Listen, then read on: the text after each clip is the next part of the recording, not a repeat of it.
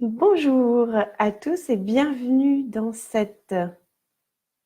voilà, dans ce live, dans cette vidéo où on va voir pour donc le 5e jour consécutif le 5e frein qui nous empêche d'avancer dans notre vie. Donc bonjour Instagram et bonjour Facebook, et un peu plus tard je vais mettre, si l'enregistrement se fait bien, tout ça sur ma chaîne YouTube. Comme ça vous pourrez revoir les vidéos que vous avez loupées ou voilà. Donc, pour ceux qui débarquent complètement, je suis Aude Devater, thérapeute et coach de vie.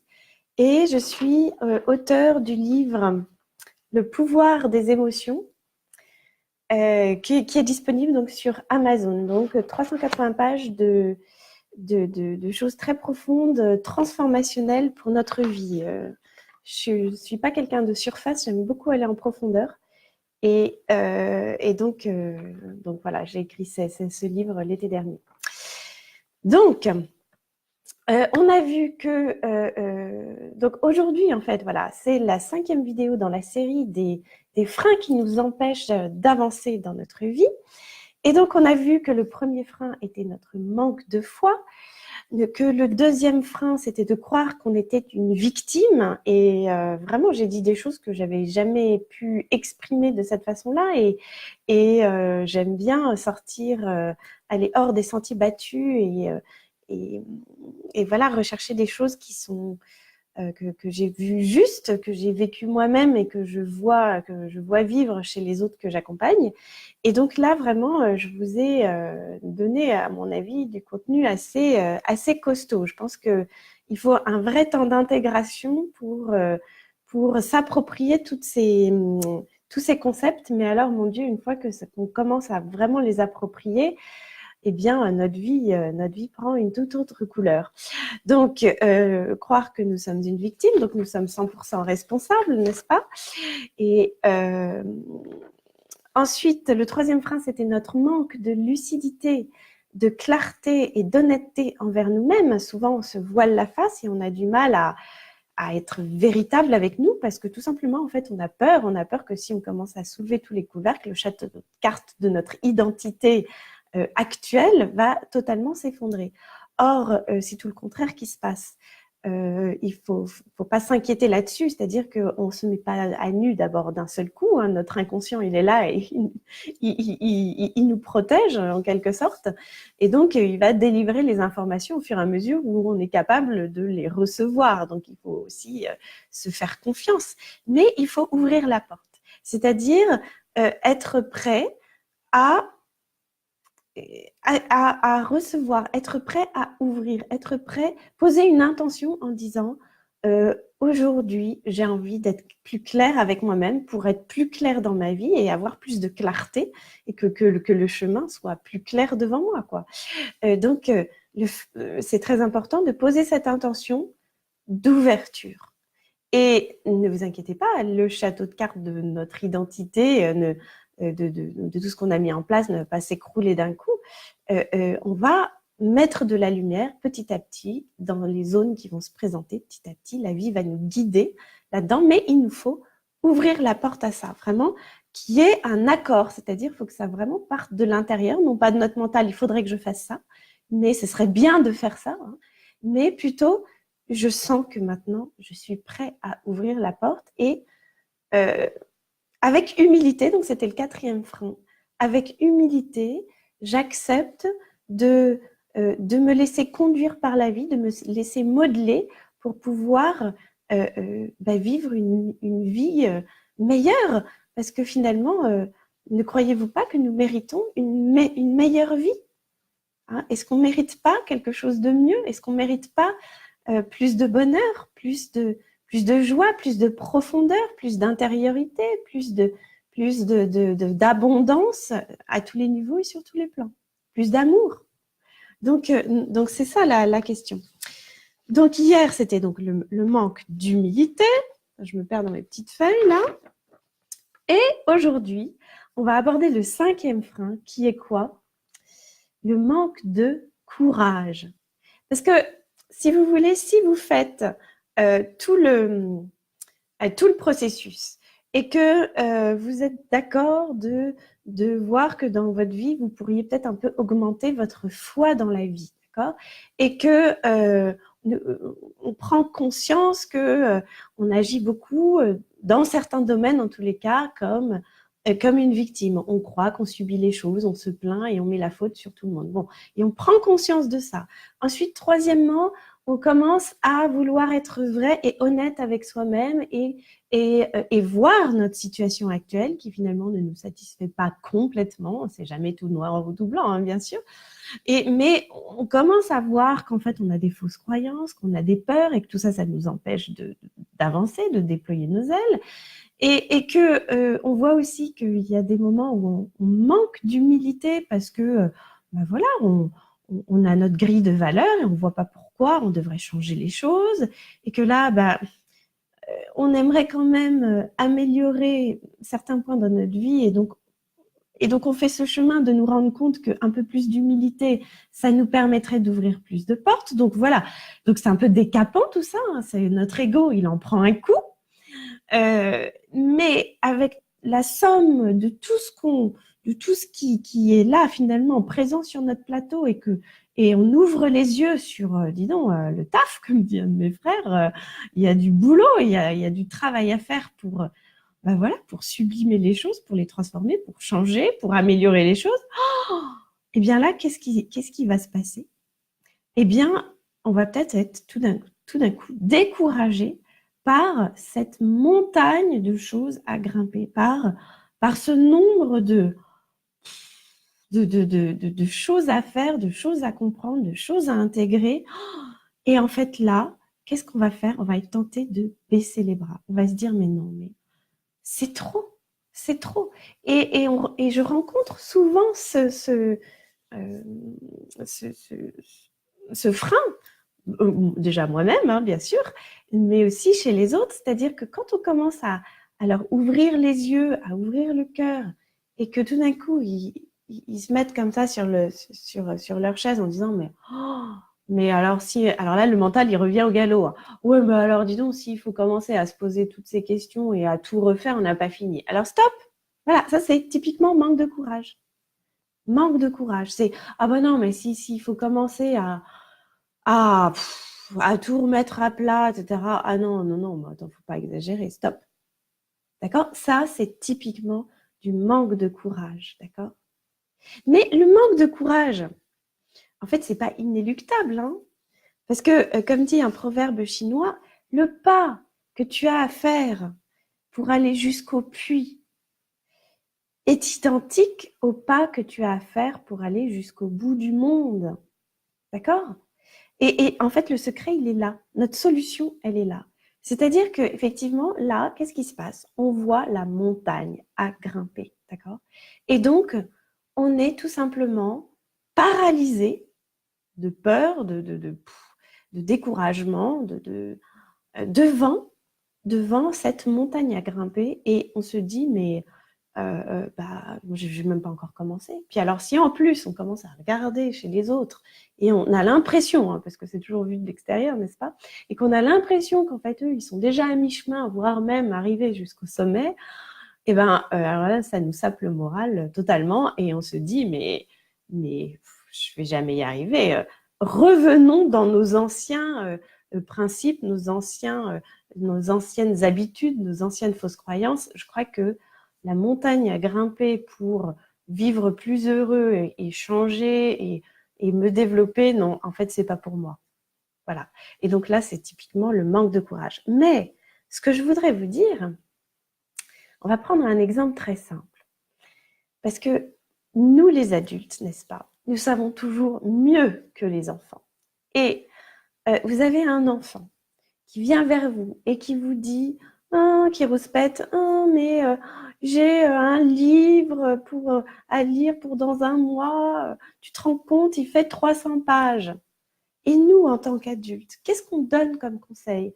Eh bien, écoute, ton livre, il est dans un mois, dans 30 jours, 300 pages, 10 pages par jour, ça va, tu vas pas, ça va le faire, hein, c'est pas impossible. 10 pages par jour, tu vas à peine les sentir passer. D'accord? Alors, nous qui sommes d'aussi bons conseils pour ces pauvres enfants qui ne comprennent rien et qui ne savent pas s'organiser, n'est-ce pas? Eh bien, il va falloir être cohérent et adopter le conseil que nous donnons à ces chers enfants qui ne savent pas s'organiser et voilà, appliquons ce conseil que nous donnons facilement aux autres ou à ceux qui ne comprennent rien, soi-disant, à nous-mêmes. C'est-à-dire qu'en réalité, nous sommes omnibulés, nous sommes hypnotisés, nous sommes paralysés par le monceau de choses, le chemin à parcourir. Et donc, on se freine. Mais finalement, la vie, c'est pas, on n'a pas le nez collé au but. Le but, d'ailleurs, on n'est même pas sûr qu'on va le réaliser. Ce qui est important, c'est le chemin pour y arriver. Ça, c'est amusant. Je vous renvoie à un article qui fait partie de mes articles les plus vus sur mon blog, qui s'appelle « But et objectif, la différence ». But et objectif, la différence. Donc, allez sur mon blog, allez à l'essentiel pour aller voir cet article qui, je vous dis, fait partie des articles les plus lus sur mon blog. Et cet article, vous allez voir, est quand même très intéressant. Pourquoi? Parce qu'il fait la différence entre nos buts et nos objectifs. Et en fait, le but, c'est quoi? Le but, c'est notre direction. C'est ce qu'on aimerait voir accompli, mais en fait, que ce but se réalise ou non, en fait, ça ne nous appartient pas. On est sûr de rien. D'accord? Nous sommes sûrs de rien. Or, pour accomplir ce but, il nous faut des objectifs.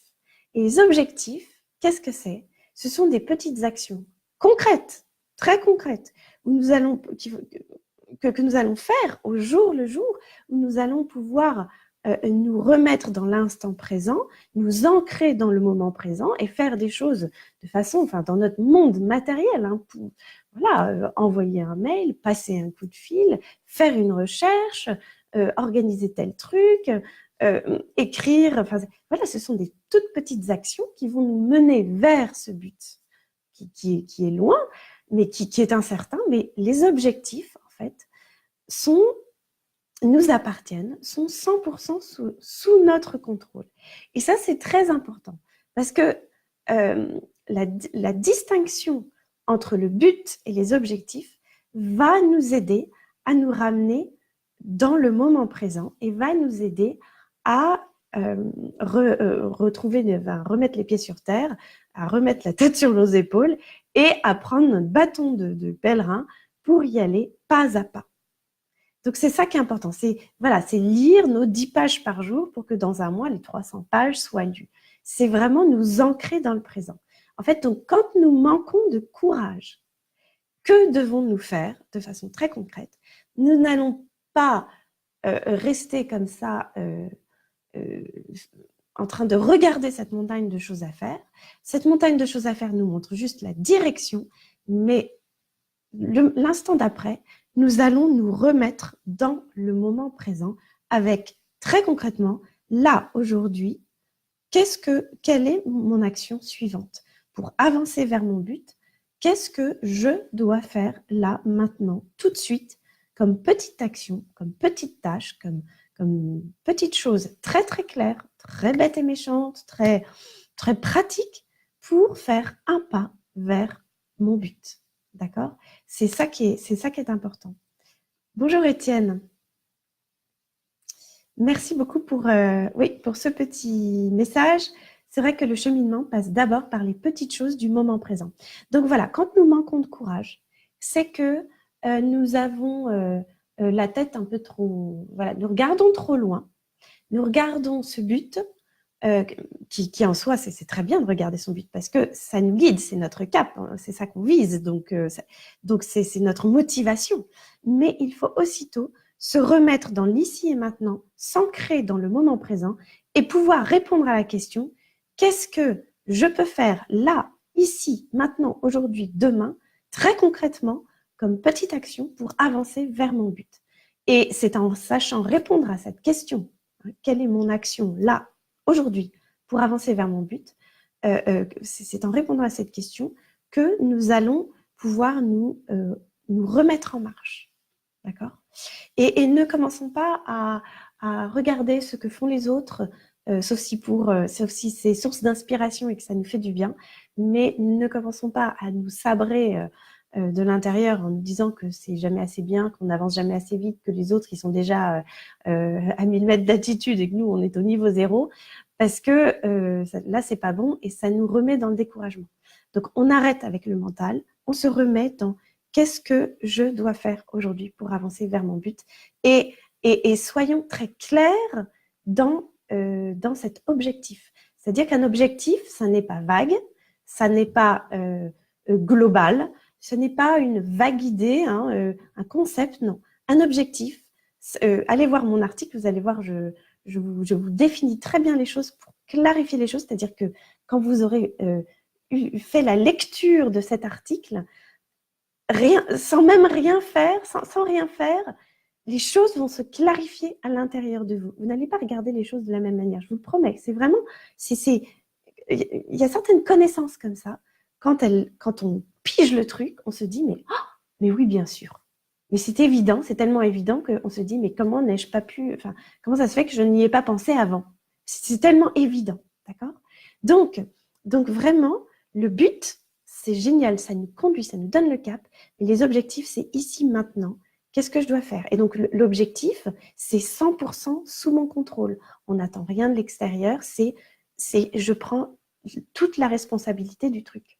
D'accord? C'est je, verbe d'action, au présent, fais quelque chose. D'accord? Donc, il s'agit vraiment de clarifier nos objectifs. Et ça, la clarification, de toute façon, c'est si vous êtes quelqu'un qui procrastine, si vous avez du mal à vous mettre à l'action, si vous avez du mal à avancer, etc., c'est que, en fait, les choses ne sont pas suffisamment clarifiées. D'accord? Ça, c'est vraiment un truc que je vous donne, mais moi, je m'en rends compte. Tout simplement, quand il y a des journées où je fais des trucs, mais sans vraiment les faire, et puis ça avance pas, pourtant je suis devant mon ordinateur, mais c'est pas du tout efficace, ou pourtant je range des trucs dans ma maison, enfin sur tous les plans, hein, c'est pas forcément que professionnel, c'est sur tous les plans. Eh bien, c'est que tout simplement, en fait, mes objectifs n'étaient pas clairs. Mes objectifs n'étaient pas suffisamment clairs, petits, précis et nommés. De telle sorte nommés, de telle sorte qu'un enfant en 6e soit capable de pouvoir les faire lui aussi, soit capable de pouvoir comprendre ce qu'il faut faire.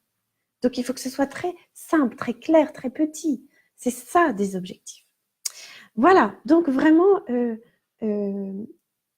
oui, j'avais marqué sur mes petites notes, quel est le pas que je peux faire aujourd'hui? Quelle est l'action que je peux faire aujourd'hui pour avancer? Donc, quand on voit que les choses n'avancent pas, quand on ne persévère pas, quand on procrastine, quand tout ça, c'est un peu de la mouise, vous vous recentrez avec cette phrase. Quel est le pas? Quelle est l'action que je peux faire là, maintenant, tout de suite, aujourd'hui, pour avancer vers mon but? Petit ou grand but, d'ailleurs. Bon, évidemment, ça suppose de se poser des questions sur quel est mon but. Voilà, vous avez du boulot aussi, parce que ça, voilà, c'est des questions qu'on peut se poser pendant longtemps, mais c'est tellement passionnant. Quand on commence à se dire que finalement, on est 100% responsable, quand on commence à se dire que, mais finalement, on n'est pas obligé de subir notre vie et qu'en fait, on peut la créer, mais c'est juste extraordinaire. Donc prenez un papier, un crayon et mettez-vous à jouer avec la vie et vous dire, bah, tiens, allez, je note. Qu'est-ce que je veux? Je rêve de quoi? Donc tout ça, c'était les exercices que je vous ai proposés avant-hier. Je crois que c'était le 3e frein et que je vous invite vraiment à aller voir. Si justement, aujourd'hui, en m'entendant parler de but et objectif, vous dites, bah oui, mais moi, je n'ai pas vraiment de but, eh bien, allez voir la 3e vidéo et je vous donne des exercices vraiment précis que vous pouvez aller faire et qui vont vous aider à chercher tout ça. Voilà, alors voilà pour ce 5e frein qui nous empêche d'avancer pour aller pour avancer dans notre vie, pour aller chercher plus de bonheur, plus de bien-être et pour rayonner plus de vie en nous et autour de nous. Et donc, aujourd'hui, c'est le week-end de Pâques. On est samedi saint. Demain, c'est Pâques. Donc, je vous souhaite vraiment très joyeuse Pâques. Et voilà, c'est mon mari que vous devez voir là derrière. Et donc, bon, bah, demain, exceptionnellement, je saute ce jour parce que voilà, c'est pas que moi je sais pas très bien où je serai, ce qu'on va faire, et puis voilà, c'est un jour aussi où on va célébrer intérieurement, extérieurement, et que je vous souhaite aussi, je vous souhaite une joyeuse Pâques. et même si vous n'êtes pas pratiquant ou même si pas que ça vous passe au-dessus de la tête, ce n'est pas la question. Je vous souhaite vraiment de vous unir, de vous unir dans cette lumière que vivent certains croyants de cette résurrection du Christ. Et bien là, même si vous n'y croyez pas du tout, que c'est pas du tout votre problème ni rien, juste unissez votre cœur à une nouvelle renaissance pour vous-même et pour l'environnement dans lequel vous vivez. Unissez-vous à plus de lumière, parce que la résurrection, c'est l'avènement de la lumière aussi, c'est renaître, c'est revivre. Donc, quelle que soit votre croyance, unissez-vous de cœur en humanité pour vous-même et pour vos proches, ceux que vous aimez, dans cette lumière, dans cette renaissance, dans cette vie qui se renouvelle. Et puis en plus, c'est le printemps. Donc vraiment, c'est ça en fait le partage en humanité, c'est ça le partage des cœurs, c'est cette union des cœurs en humanité, entre frères et sœurs en humanité, et d'aller vers cette renaissance, cette résurrection intérieure. Nous avons tous à être dans la résurrection de nos blessures en fait. Hein, qu'on soit catholique ou pas, c'est pas la question, c'est vraiment une résurrection intérieure. Donc, unissons-nous chacun entre nous, moi avec vous et vous avec moi, pour aller vers cette lumière intérieure dans notre vie, pour aller renaître de nos blessures, pour aller mettre de la lumière dans ce qui nous peine. Et voilà, donc, c'est ça que je vais vous partager aujourd'hui là. Et donc, demain, joyeuse Pâques. Et on se retrouve donc lundi vers 11h. Parfois, je suis un peu en avance parce que j'ai aussi un petit planning, mes enfants qui me disent « Ah, mais maman, j'aimerais bien qu'on fasse quelque chose. » Bon, alors, voilà, vers 11h. Et puis, partagez vraiment cette vidéo si vous sentez que ça vous a touché. Mettez-moi un petit commentaire, mettez-moi un petit pouce pour que je vois si vraiment ça vous plaît, si ça vous a correspondu. Mettez-moi une réflexion. Je serais ravie de vous lire et savoir si ça vous a parlé. Et allez voir donc sur mon blog l'article sur les buts et objectifs. Vous tapez sur le moteur de recherche. Merci Étienne, hein, joyeuse Pâques également. Et donc, et puis si vous n'avez pas téléchargé encore mon guide gratuit, je vous invite à le faire. J'ai même 2 cadeaux à vous proposer. Donc si vous cherchez bien sur mon blog, vous allez trouver. Et partagez ces vidéos. Vraiment, voilà, aujourd'hui je ne fais pas de publicité en particulier, c'est le bouche à oreille. Et donc si vous trouvez que tout ce que je vous présente, ça a de la valeur, eh bien donnez-moi en retour voilà, en valeur le fait de pouvoir le partager et faire connaître mon travail aux autres. Voilà, joyeuse Pâques et donc à lundi vers 11h. Alors, terminé.